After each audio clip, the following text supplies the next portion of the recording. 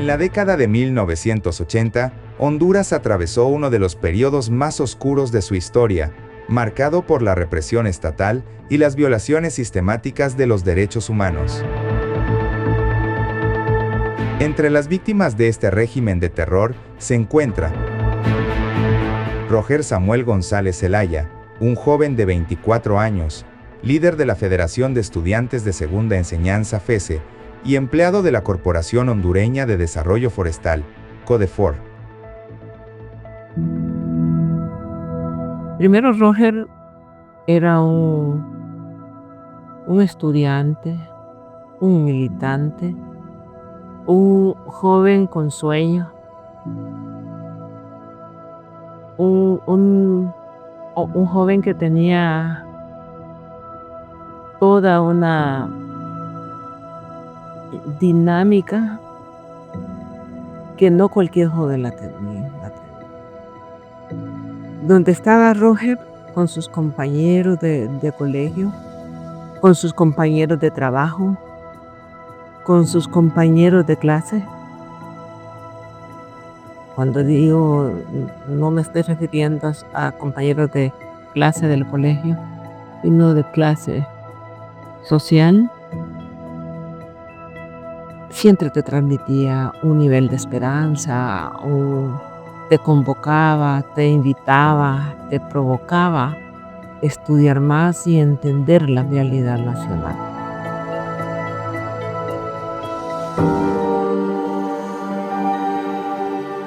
El 19 de abril de 1988, Roger fue secuestrado a la luz del día y en el centro de Tegucigalpa por individuos vestidos de civil. Uno de ellos fue identificado como miembro de la Dirección Nacional de Investigaciones, DNI. En el continente y Honduras, pues no iba a ser la excepción, pero que además era un país de interés geopolítico. También Robert estaba consciente de él. Y de interés geopolítico especialmente de los Estados Unidos, porque era quien implementaba a través de la fuerza, a través de las guerras, a través de dividir a la sociedad entre buenos y malos, que era en aquel momento como decir entre comunistas y el que etiquetaban como comunista pues era un terrorista, y el que lo etiquetaban como terrorista tenía que morir o desaparecer. Pero además lo etiquetaban como delincuentes organizados. Esa política dejó muchos lugares realmente dolidos, pero muchos hogares destruidos.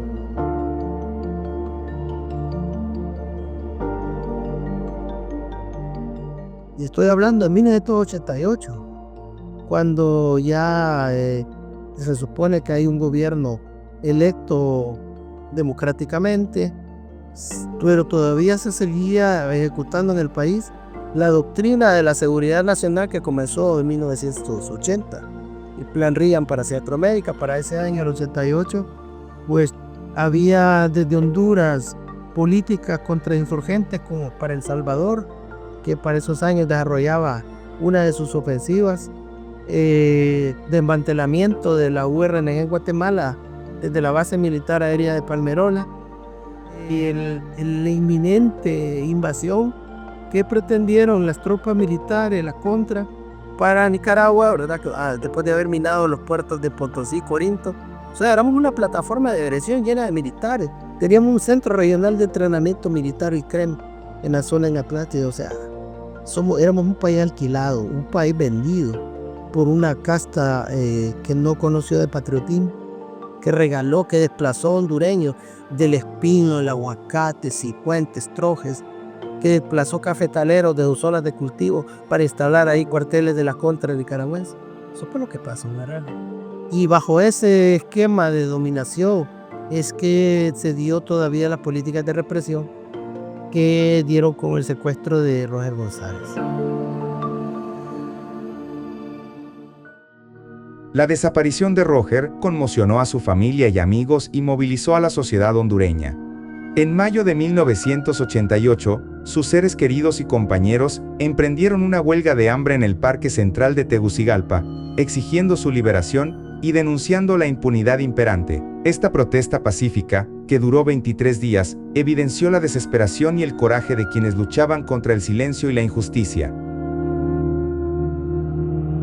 El segundo día del desaparecimiento de Roger, el 21 de abril, se notó en las celdas de la DNI que los reos sabían algo. El juez ejecutor se lo manifestó al doctor Custodio.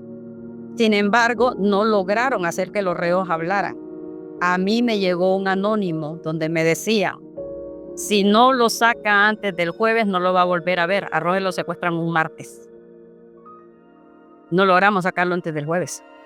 Nos alegró cuando Suárez Benavides dice que ellos lo habían capturado. Suárez Benavides era el vocero de las Fuerzas Armadas en ese tiempo. Y ellos dicen que lo tienen capturado. Pero después se retracta y dice que fue un lapsus mental, ¿verdad? Que no, ellos no lo tenían a Roger. Ahí fue donde nosotros perdimos prácticamente la esperanza de recuperarlo. Sin embargo, pues iniciamos una huelga de hambre. Yo me instalé junto con otros compañeros en el atrio de la iglesia.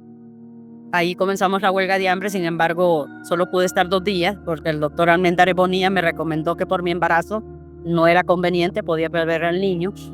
Y el sacerdote de la iglesia nos corrió del atrio de la catedral, imagínense, un sacerdote, sabiendo que estábamos peleando por rescatar una vida, nos corrió del atrio de la catedral y por eso nos instalamos en la estatua de Francisco Morazán. Doña Elvia pues estuvo 23 días en huelga de hambre, junto con otros compañeros de secundaria. Y sí hubo apoyo, a diario eran las movilizaciones, a diario. A pesar de los esfuerzos incansables de su madre, Elvia Zelaya, y de organizaciones de derechos humanos como el Comité de Familiares de Detenidos Desaparecidos en Honduras, COFADE, el paradero de Roger es desconocido. Las respuestas contradictorias y la falta de acción por parte de las autoridades hondureñas perpetuaron el dolor de su familia y dejaron una herida abierta en la memoria colectiva del país. Cuando estuvimos en la huelga de hambre, los miembros de la contrarrevolución nicaragüense que estaban aquí en Honduras, en las noches nos iban a intimidar o en la madrugada llevaban a querernos romper las carpas, como le digo, a intimidar. A mí inclusive me amenazaban que me iban a poner una bomba en la casa, llamaban a mi familia acá a La Ceiba diciéndole a mi papá que me iban a desaparecer. Apareció una planilla de la famosa AAA, Alianza de Acción Anticomunista, donde aparecíamos 22 dirigentes estudiantiles y sindicales donde decían que nos iban a matar. Como le digo, eso repercutió no solo en nosotros, repercutió también en nuestra familia por las torturas psicológicas. Una vez a mi papá le dijeron, ya cuando Roger había nacido, que me habían secuestrado junto al niño. Mi papá muere precisamente 1 año después del desaparecimiento de Roger y muere de un infarto fulminante.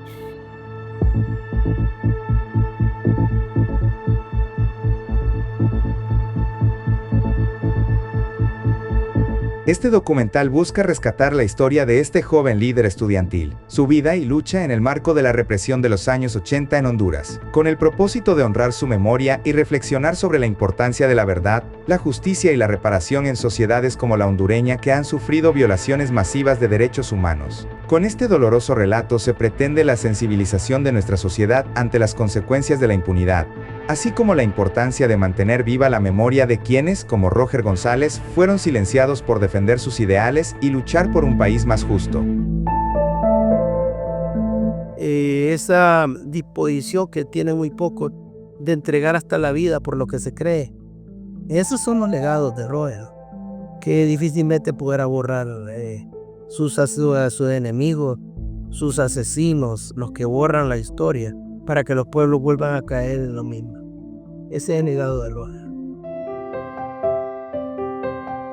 Este proyecto se enmarca en el Programa de Memoria y Reparación de la Secretaría de Estado en el Despacho de Derechos Humanos, reafirmando el compromiso del Estado hondureño con la construcción de una memoria histórica que garantice la no repetición de estos crímenes y la dignificación de las víctimas y sus familias. Yo no he visto el cuerpo de Roger. Fui a 6 exhumaciones, ninguno era él. Me mandaron un anónimo diciéndome que lo habían desmembrado, que nunca lo iba a encontrar. Por eso dejé de asistir a las exhumaciones, porque realmente era una tortura. O sea, volver a vivir, volver a ver ese proceso. Porque, vaya, la esperanza que yo tenía era... Roger tenía 23 años. Iba a cumplir los 24 el 6 de mayo. Y yo, tal vez por ser muy joven, tal vez lo dejaron vivo, lo dejaron loco en alguna parte. Es más, al sol de hoy, cuando yo miro a alguien en la calle con el cuerpo parecido al de Roger, me paro, me detengo a verle las características, a ver si puede ser él. Porque realmente uno no puede volver a reconstruir su vida. Porque eso es así. Uno es familiar de un desaparecido. ¿Quién cura eso? ¿Quién da respuesta? Y ya puedo tener al propio asesino de él diciéndome en mi cara, yo lo maté. ¿Cómo creerle? ¿Cómo saber que están diciendo la verdad? ¿Cómo podemos los familiares tener un cierre a esta situación?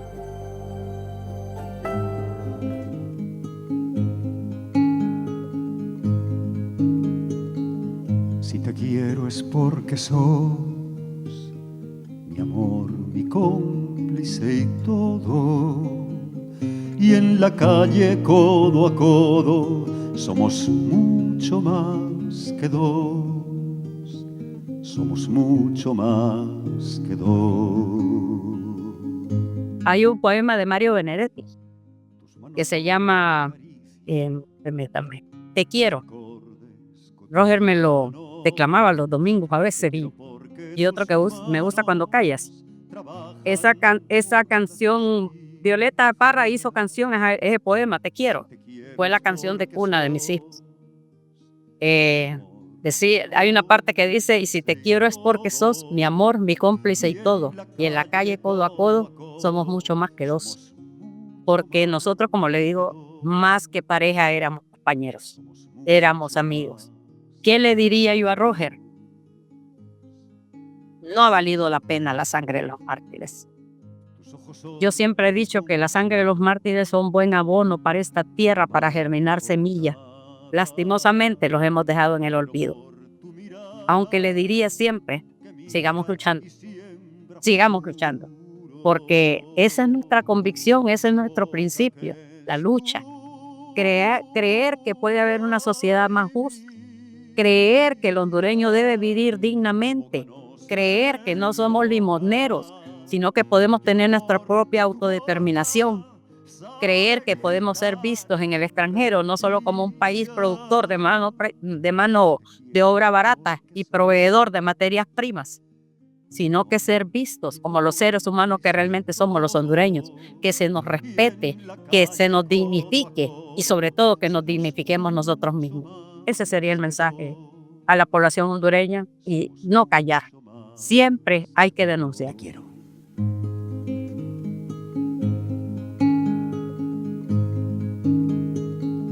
Si te quiero es porque sos mi amor, mi cómplice y todo. Y en la calle codo a codo somos mucho más que dos. Somos mucho más que dos. Tus manos son mi caricia, mis acordes cotidianos. Te quiero porque tus manos trabajan por la justicia. Si te quiero es porque sos mi amor, mi cómplice y todo. Y en la calle codo a codo somos mucho más que dos. Y en la calle codo a codo somos mucho más que dos.